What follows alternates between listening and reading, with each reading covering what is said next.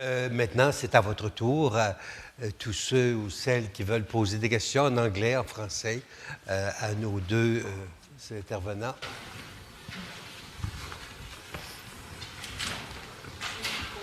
Ça va? Monsieur?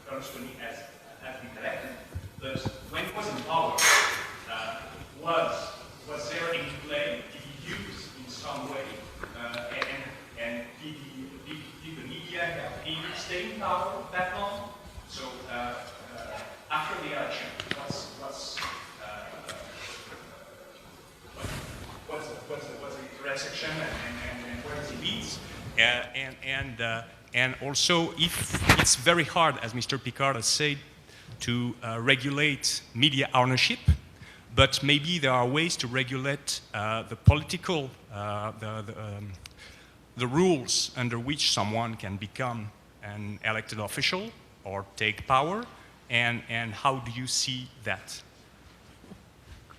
Shall we answer one by one? Yes, perhaps Robert. Well, I'll react to the later one, and then and Paula can react to it. You can regulate behavior, and of course, the issue of the nexus of politics and media are very important. It's happened before. Part of it is a matter of transparency of what somebody is doing.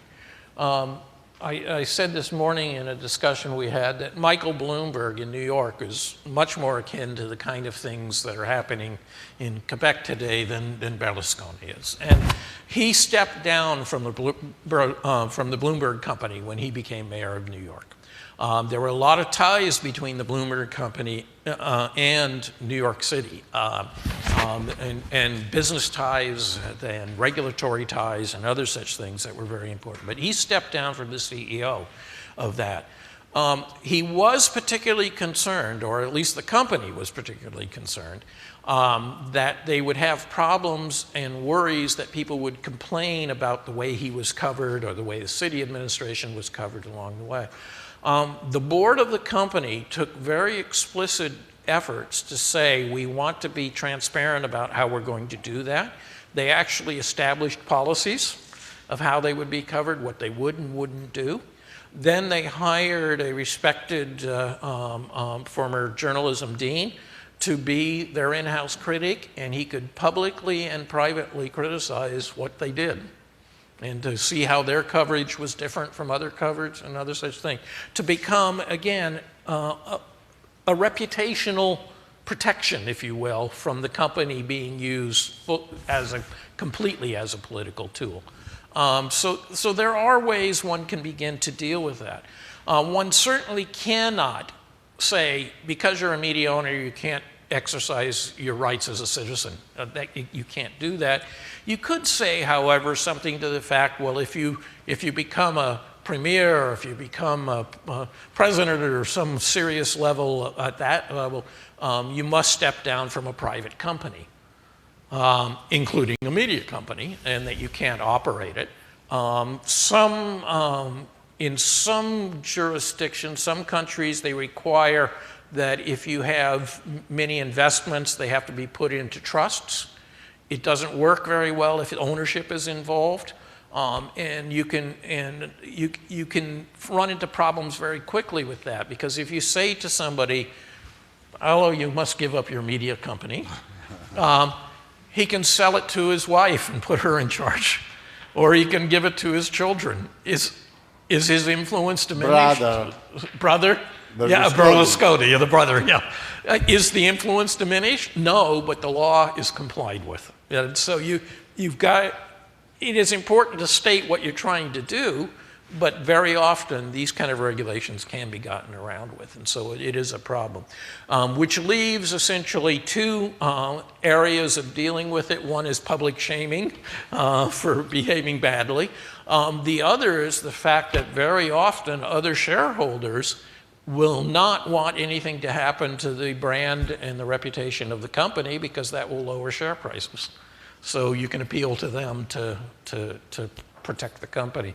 So, I mean, there's no perfection here on how to deal with these, and it has to fit into what the local traditions are in terms of regulation and other such things. But it gets very dangerous to regulate for specific cases rather than to regulate more generally. When in power, Berlusconi did the job of every politician. That means trying to control the press, the media system in general. Everybody has done this all through the world. Was he successful? No. Why?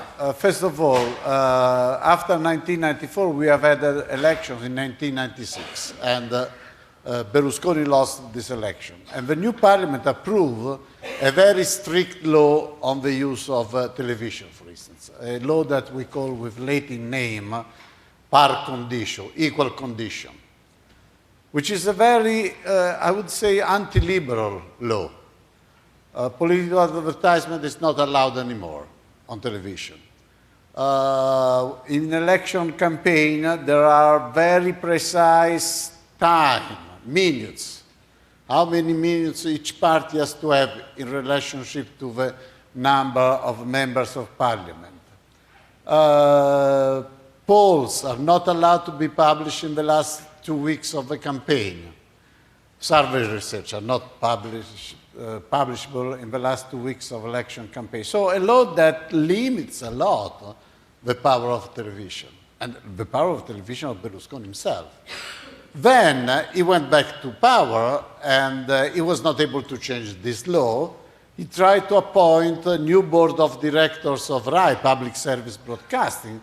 He was successful, but then they were dismissed. So there has been, how to say, he did his job, yes. He tried to control the entire media system, but he did not succeed. For instance, the two major groups in Italy is the Berlusconi group and the Public Service Broadcasting. Of course, his television are behind Berlusconi. Public Service Broadcasting are against Berlusconi in general. He tried to control, and he was able to control for a short period, but then the other parties took over the Public Service Broadcasting. Print press, the very major part of print press is against Berlusconi. So, yes, he did his job in power, but he did not succeed, I would say. Une autre question, monsieur? Yes, I have a question for Mr. Picard. I gather from your expose that you seem to put media as a separate kind of economic activity compared to other sectors of the economy. And in a sense that the peculiar characteristics of that industry, to call it an industry, among other things, is that it has to be more concentrated. I just want to understand clearly, are you saying that in view of that thought, or that line of thought, that it is futile to have any thresholds of concentration, cross-ownership, and or vertical integration? And when I say any, that means irrespective of general economic theory that applies and is usually embodied in competition laws in most developed countries. Yeah. No, I don't think it's futile in the least to have regulations. What I say is that competition law doesn't work very well for achieving that. And one of the reasons competition law doesn't work is because you already are concentrated. And competition law doesn't work very well at breaking industry up. What it does do is work very well at stopping continued acquisition, either horizontal or vertical acquisition or mergers. And yes, you can use it at that. it's not futile to try to structure your media systems, but very often you have to use media-specific policy. And if you're doing that, you run into the conflicts with cultural policy and industrial policy and others. So you've got to get a huge bit of agreement there of what you want to occur. And media are subject to all the economic rules that everybody else are. There are just some unique characteristics of it because of the high rates of failure of product, because of the oversupply of information and content, because of the way it's consumed, that creates some different dynamics than most companies have to play, because they're just trying to get to an equilibrium of supply and demand. We're not trying to do that in media, which is one of the really weird parts of media. But do you worry about integration? Do you worry? Absolutely, and you need to very, very much. What is happening today, however, is almost more important than who is controlling content creation today, is who is controlling the networks of distribution. And who are the intermediaries that are exercising huge amounts of power on the distribution networks? And those we're just starting to deal with. And they, particularly in the digital environment, they had basically argued they were not subject to national regulation. Finally, we're seeing some questioning of that and seeing some national regulation come in. I have no doubt, for instance, that Google is going to lose the current case in Europe that the European Commission has brought against them. They have 90% of the market. They favor their own products and their own advertisers. They're going to lose this one. It's just, there's no way they're going to win this one. If it was a European company, maybe. but being an American company, there is no way they're going to win this case. So it's going to have to comply at some way, just as Microsoft had to comply with the music players and the browsers, and we're going to see some things happen there. Apple's also getting in trouble in this regard. Amazon's getting in trouble with this regard, and we're going to see more and more national regulation and regional regulation come into these. I'm not, if you look at communication industries before and other kind of industries, very often they come in and they're kind of unregulated, and after 10, 20 years, then they get normalized. And that's what's happening in the digital world today, is this normalization of regulation on them. And the boys of Silicon Valley, the minute they discovered they could make money, suddenly had to set up operations in nations all around the world, and suddenly came under national regulatory authorities. And they've just been told flat out, you will comply with us nationally, or you're not selling a piece of advertising in this country again. And that's where all of them are stuck right now. So. And if I may, just a very quick follow-up question. In Canada here, we have a blend of policies that apply to concentration, media ownership, cross-ownership, and vertical integration. Of course, the regular controls the Competition Bureau under competition law, and concurrently specific requirements and thresholds set by the communications regulator. Yeah.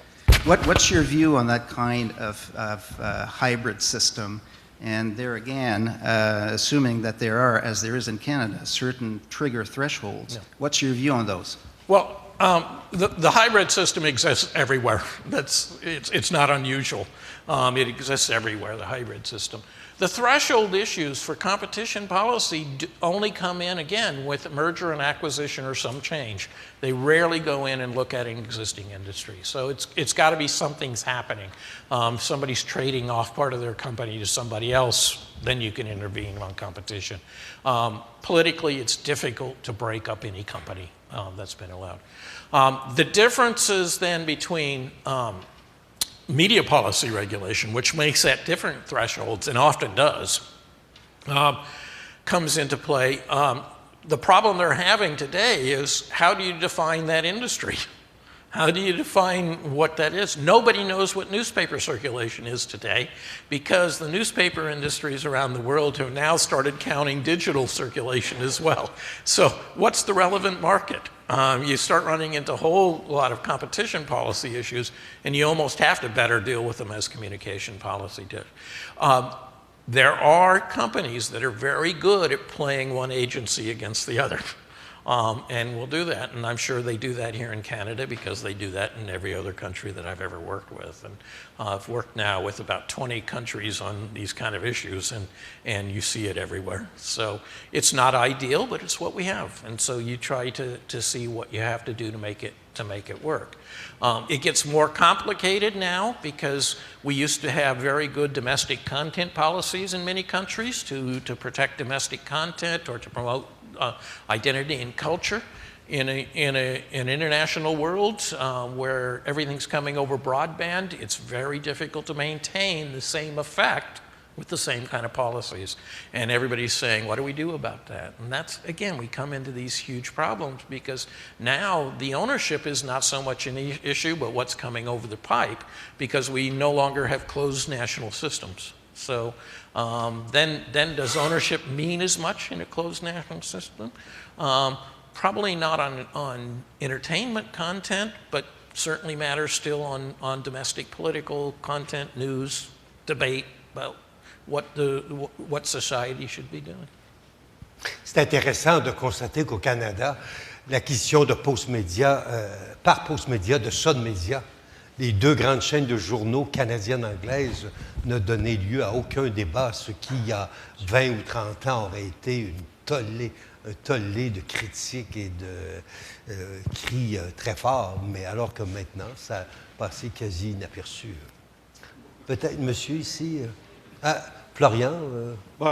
Monsieur? Après. OK.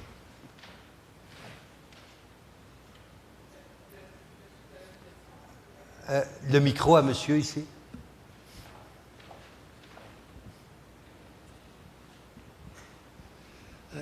Can't we say that, like in Canada, we have public broadcasting that's arm's length from the political power? It's quite well, it's working quite well. Is not that a solution, maybe for small countries like we are in, or other type of ownership that are, let's say, more independent from the big corporation, but at sufficient level of capital to run. We have a small newspaper here called Le Devoir. It's poor, but it's working. So there are alternatives. Maybe it's only for us, but there are other examples, the BBC being the big one. Isn't there something that PBS also is an example? Public ownership with arm's length, is it a good solution?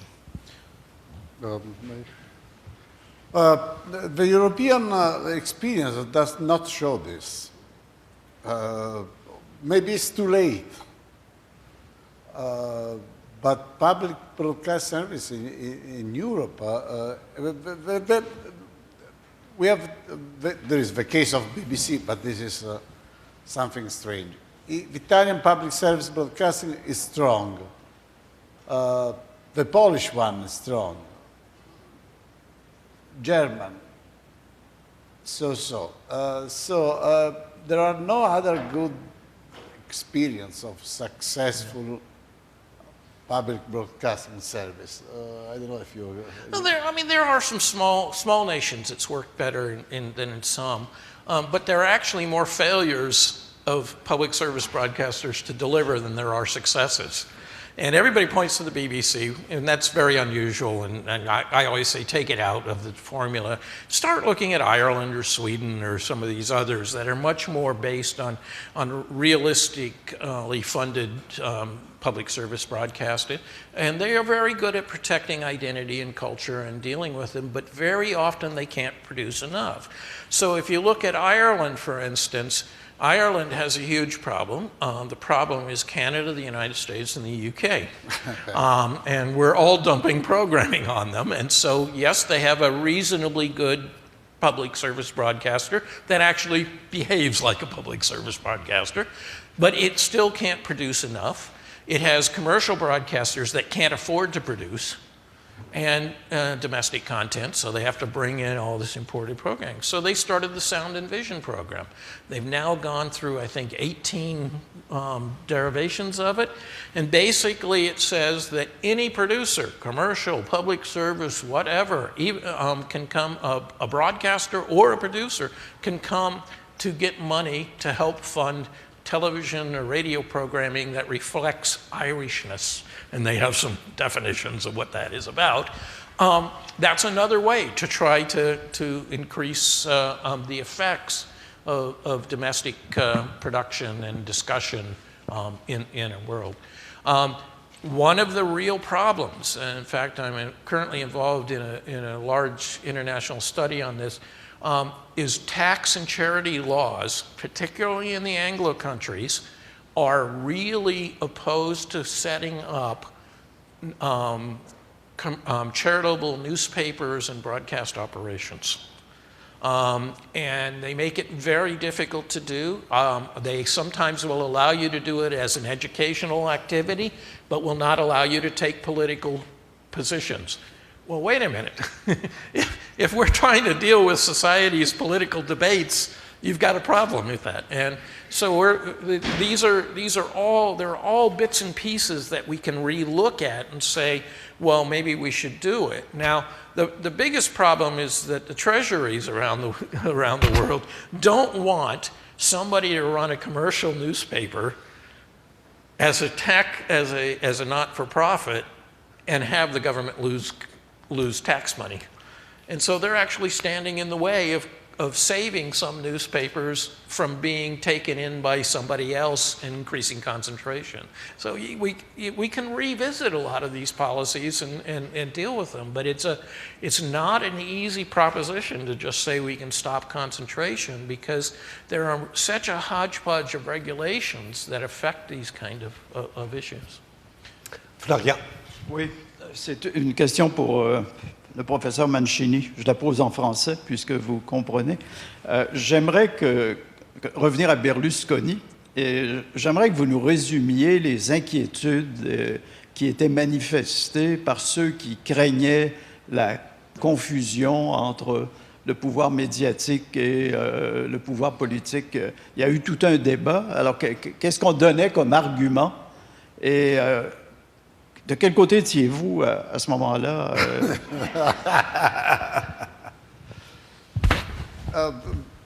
Which were the worries? The worries were that he was the owner of a major television group, essentially, that he was able to use his television to support. I mean, what we all share, that you cannot be the owner of a major private group and compete in the political arena without placing problems. And this is, I mean, this is a big debate. This is a problem. This is a problem. There is no way about that. My position is, yes, this is a problem, and we have to solve this problem. But don't make this the only problem. What the Berlusconi experience has shown, and then followed by Beppe Grillo, that now the whole politics based on mass parties is over. This is what Berlusconi has shown, and this is what I think Five Stars Movement, Podemos, showed that the way in which we approach politics in the last 2 centuries, that politics does not exist anymore.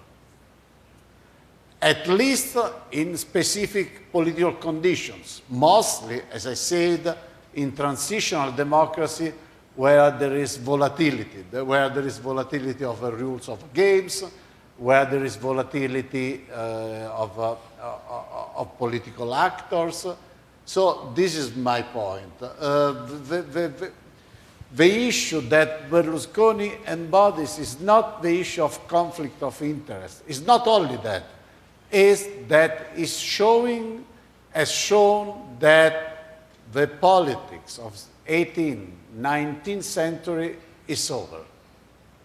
We are facing, at least in Europe, I would say, at least in particular countries in Europe, you are facing a new form of a political struggle, within which the media play a major role, in which what Berlusconi is showing a return to the idea of Bernard Manin, the democracy of the public. We are facing a new form of democracy in which political parties don't play anymore that important role that, at least in the European history, have played for decades. Now the political game is made by other actors following different rules, in which, of course, conflict of interest exists. I don't want to deny that. And it's very important. And my personal position is that Berlusconi is a horrible figure. But beyond that, is showing that the media, independently from the issue of property, are deeply changing the forms of a political competition. This is my position. Monsieur? My question is for Mr. Picard. You have mentioned several kinds of shareholders and their behavior. I'm also concerned about the behavior of their employees. When you have an elected official being the owner of a major media or a group of media, and one of the solutions that you have mentioned is putting the shares in a trust. Would you suggest that this is not enough, using the Bloomberg example, so that the employees, because as you know, some politicians have a long memory. So while their shares are in trust, they do some work in political works, particularly the journalists. So would you suggest that the trust is not enough of a solution, that something more would be warranted? The trust works best if all you have is wealth. So if you have shares and you have cash and you have bonds and other such things, that works very well as a blind trust. When you have ownership of a company, it doesn't work very well. Because as you say, people have memories. They know the boss is coming back sometime. Also, people that want to influence the boss know that he's coming back to the company, so they can do business with that company at very favorable terms to gain credit with him while he's in office, and he can say, I've got no benefit from this, I'm not part of it. It's very difficult to put ownership of a company into a trust along the way, and that is a real problem. You can put it in the hands of somebody else. I can make Paolo run my company, but 2 months from now, we'll have a nice quiet dinner someplace, some good wine, perhaps a little cognac. I'll tell him some things that concern me about the company, and he's a nice guy. He's going to take care of it. You know, this is the problem of ownership if you stay in the company and don't divest the company altogether. The problem is, I know, under Anglo law at least, of no provision where you can force somebody to give up their property. And that becomes a real problem. And to suddenly say to be in public office you have to give up your property is going to be difficult. To say you have to give up daily control of it, perhaps. To say you can't be chairman and be a premier at the same time because you don't have time for both, or it's too much. You might be able to do that, but to divest the property altogether is going to be very difficult to get by any court, because it will go to a court, and you know it's going to a court. And liberal democratic states' courts are very, very conservative about property rights. Oui. Madam. Hello, Mr. Picard. Hi.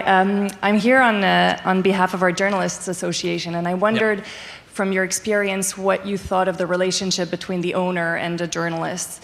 You know, what is the most effective way, or the most effective ways of ensuring that independence between the owner and the editorial team? We have vast examples here of failures of that. We've had examples in our public broadcaster. You know, we've spoken about this arm's length, but as we know, as many of us know, this arm's length is very fragile, and there's been many examples of that. at the BBC, there's a 5-year review of the finances, which is one of the solutions they've put forward. But when it comes to private media, you know, there are such things as independence charters and things like that. But as you've cited yourself, the example of Rupert Murdoch telling its journalists that they shouldn't, you know, they should be going against Ed Miliband in his suggestion of the concentration of the press. I wondered, from your vast experience and study of different countries, what is the most effective way of ensuring this wall between the owner and the editorial teams? Well, of course, Le Monde thought it had the one where you had independence of the editors and the journalists. They gave it up along the way, so well, that one's gone. But I would say probably the strongest is a very, very strong journalist professional associations and unions, none of which exist in Canada. Wrong. Now, in strength, in the degree of you have associations, but you don't have the strength that if you have a particular proprietor that does something wrong, that the rest of the journalists and all the other papers will walk out with them. And that happens in some countries where it's strong enough to be able to do it. Others have very strong press councils and other such things that have legal recourse to take against interference with the editors. So there are different ones, but again, these have to fit with the local culture, politics, and other such things. And quite frankly, despite the fact that you can be very vocal here in Canada, because you do have the associations to do so, they don't have the strength to actually stop the operation in the same way, and have had to put up with lockouts and other things that have never occurred in some of these ones where they have much stronger, because it would have shut down the whole industry. Everyone would have gone in sympathy. So there are differences, and it just depends on the country. The United States has very weak unions, but has very strong professional associations that speak with a very high moral authority. And moral authority is an important thing. And I think that's, you know, you need to have the ability to have press councils and journalism reviews and concerned citizens speak at a very high moral level, separate from regulation. It's nice to have the regulation, it's nice to have the controls, but beyond that, just to have people saying, no, this is not the way we want our country to operate. And it becomes very powerful because many of these proprietors, they want to be accepted by their peers. They want to be accepted well when they go to the club. You know, they want to get the Order of Canada. They've got all of these other things behind them.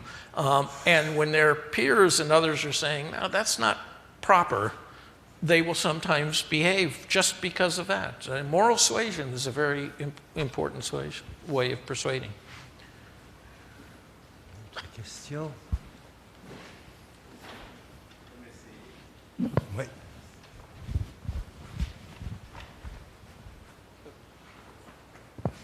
Bonjour, comme il y a M. Nadeau qui est ici, je vais essayer de transformer ça, de vous poser une question en termes de gouvernance. Et ce qu'on m'avait appris en gouvernance, c'est la transparence réglait 80%, c'était comme une loi de Pareto de la gouvernance, réglait 80% des problèmes. Et on a eu une explication d'Éric Fotorino. C'est pas besoin de posséder un journal pour avoir une grande influence sur un journal. Pas besoin non plus de posséder un journal et d'être en politique pour avoir une influence sur la politique. Je peux posséder un journal, ne pas être en politique et avoir une énorme influence. Sauf que si c'est su, pour moi, comme citoyen qui peut m'exprimer sur les médias sociaux et avoir de l'information ailleurs, je viens de régler 80% du problème de la concentration de la presse et de l'information, parce que l'information, en 92, pour Berlusconi, c'était puissant, c'était les journaux, il n'y avait pas encore l'Internet. Maintenant, il y a l'Internet, la source d'information, la question que se posent même tous les journalistes et tout ça, qui sont les journalistes aujourd'hui, qui s'arrogent l'exclusivité d'être journaliste quand on a des Wikileaks et toutes ces choses-là. Mais il y a une chose, au lieu que ça soit dévoilé en Wikileaks, quand c'est dévoilé de façon certaine, de savoir qu'un tel possède maintenant en fiducie et va revenir comme Bloomberg, c'est clair. À chaque fois qu'il parle, il y a une autocensure dans Bloomberg quand il était le maire de New York, et à chaque fois, il est obligé d'être encore plus pur que pur. Sinon, s'il le cède à n'importe qui d'autre et qui s'en débarrasse, et ainsi de suite, il y a peut-être des gens qui, en lieu et place, vont pouvoir avoir une action sans qu'on le sache et qui serait beaucoup plus vicieuse que par la transparence. Je ne sais pas si vous êtes... I think the real issue is transparency. It's not a matter of ownership. I think it should be made public that all ways you could have access to manipulate the press should be made clear and accessible to all players. Yeah, Please. Another time, I mean, think of other parts of the world. Central Eastern European countries. They know who is the owner. They know who is the official owner. But they will never know who is behind the official owner. No, it's not experience, but I mean, it's not an easy problem. I mean, I don't think that we'll ever be able to solve this problem. This is my position. Good night, good luck, the movie. Yeah. I mean, the way to, I mean, you don't need to be the owner, but advertising. Give us a good coverage and you will get my advertising. Where legislation and rules can arrive.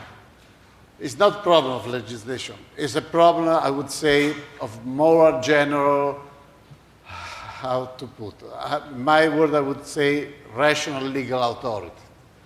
Of issue of universalism versus particularism, and how much rules are becoming shared or how much particularism is winning over universalism. And I don't think that the problems can be solved just with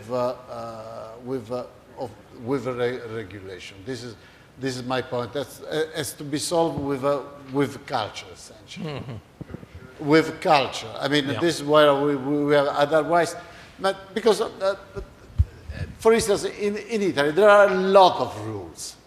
Now, let me say, there's a wonderful paper by an Oxford scholar, Kurt Shishan. She wrote a paper on they tried to export the experience of press complaint commission to Russia. It was a big funding coming from, I don't know which part of British government to export the experience of press complaint commission to Russia. It completely failed. Because Russian culture was not ready to have that sort of legislation. There were strict rules, but they found the way to overcome those rules.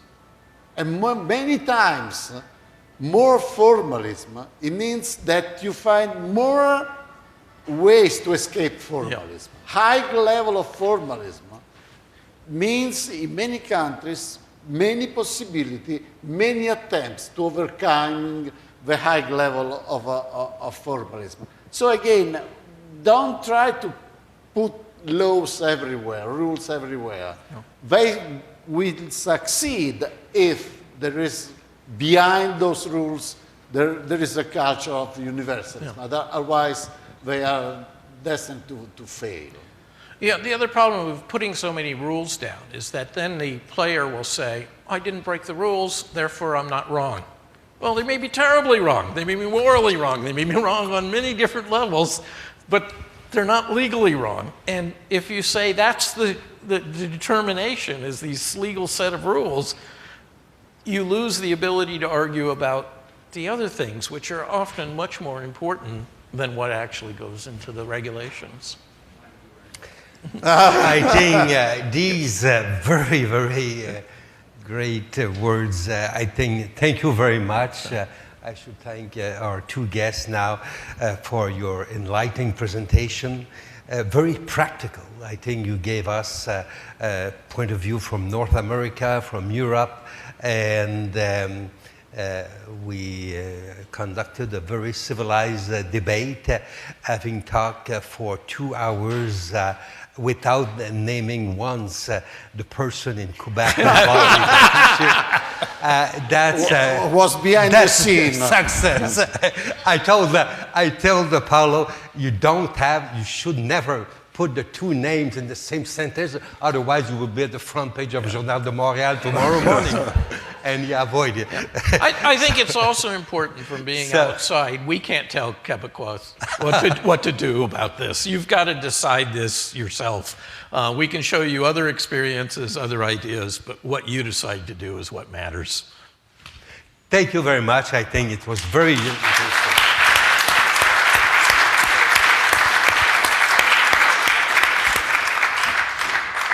Merci.